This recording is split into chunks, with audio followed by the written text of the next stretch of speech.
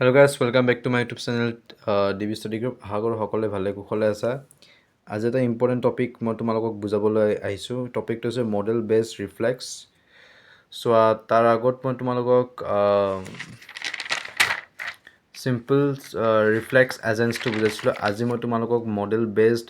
reflex agents to বুজাম.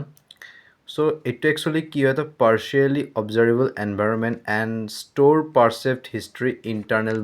model. তাৰমানে কি হয় একচুয়ালি এইটো লাইন পঢ়িছা তোমালোকে যে model based reflex agent is an intelligent agent that uses an internal model of the world to handle partially observable environments তো যেটো তোমাৰ partially observable environments তো থাকে হেতু বস্তু হি কি কৰে হ্যান্ডেল কৰে and decides actions using condition action rules okay কি ডিসাইড কৰে actions using condition action rules তাৰমানে কি হয় বস্তুটো যে এনভায়ৰনমেন্টৰ পৰা সেন্সৰে এটা পাৰসিপ্ট কৰিলে ঠিক আছে suppose what the world is like নাও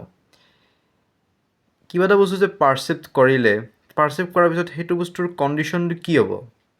এই কন্ডিশনটোৰ ওপৰত বেস কৰি এটা ৰুলস এপ্লাই কৰা যায় আৰু হে ৰুলসটো একুটেটৰ্স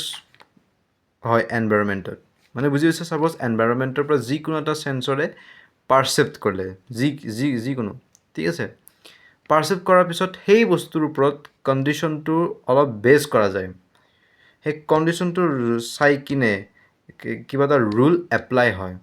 আৰু একুটেটৰ্সৰ যোগেদি এনভায়ৰনমেন্টত সেই বস্তু এপ্লাই হয় সো এটা এটা partially observable environment and store percept history internal model so সেই কাৰণে ইয়াৰ স্ট্ৰাকচাৰটো কি হয় এনভায়ৰনমেন্টৰ পিছত আইব সেন্সৰ পিছত আইব এজেন্ট মডেল প্লাস তাৰ ৰুলস লাগিব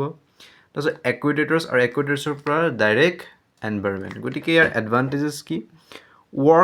works in partially observable environments of partially observable environments কাম কৰা যায়